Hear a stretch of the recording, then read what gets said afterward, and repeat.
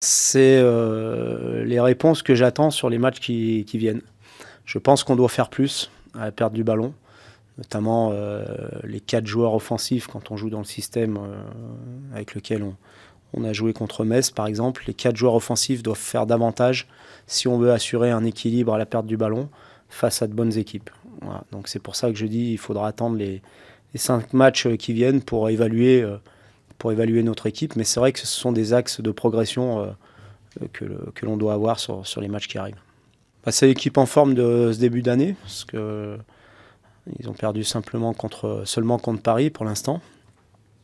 C'est une équipe qui nous ressemble un peu, je trouve, qui a un potentiel offensif intéressant et qui peut parfois faire des fautes défensives qui leur coûtent des buts. Mais en tous les cas, ça sera un match serré, je pense.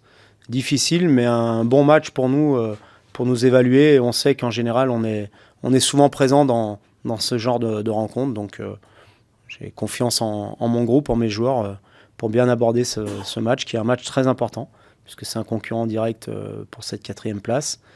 Et aussi qui sera très important si on veut continuer à espérer pouvoir rejoindre le podium.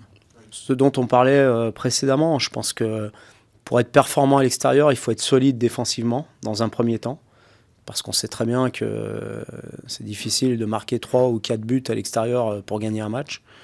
Donc ça passe par une solidité défensive supérieure à celle qu'on a pu afficher sur les derniers matchs à l'extérieur. Je pense notamment au match de Caen, de Guingamp, de Saint-Étienne, si on veut espérer gagner un match. Et ça, c'est l'affaire de tout le monde.